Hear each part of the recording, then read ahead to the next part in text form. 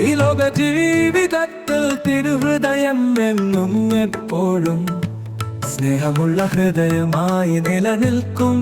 പിതൃസ്നേഹത്താലും സുഹൃസ്നേഹത്താലും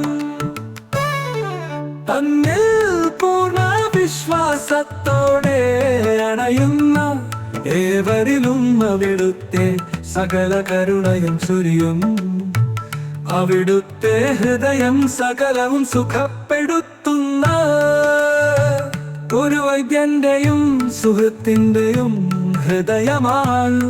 ഒരിക്കലും വിധി നടത്തുന്ന ന്യായാധിപന്റെ അല്ല എന്നോർക്കാം.